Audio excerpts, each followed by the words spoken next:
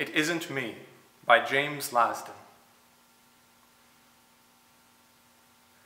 It isn't me, he'd say, stepping out of a landscape that offered, he'd thought, the backdrop to a plausible existence until he entered it. It's just not me, he'd murmur, walking away. It's not quite me, he'd explain, apologetic but firm, leaving some job they'd found him. And they found him others. He'd go, smiling his smile, putting his best foot forward, till, again, he'd find himself reluctantly concluding that this too wasn't him. He wanted to get married, make a home, unfold a life among his neighbors' lives, branching and blossoming like a tree.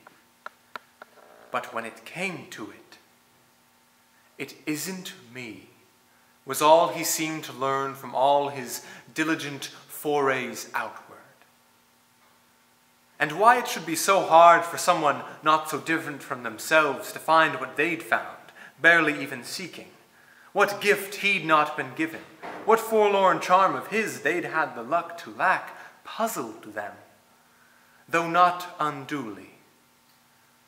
They lived inside their lives so fully, they couldn't, in the end, believe in him except as some half-legendary figure, destined or doomed to carry on his back the weight of their own, all but weightless, stray doubts and discomforts.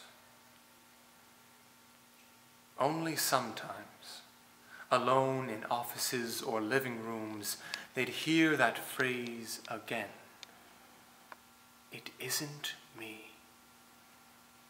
And wonder, briefly, what they were and where, and feel the strangeness of being there.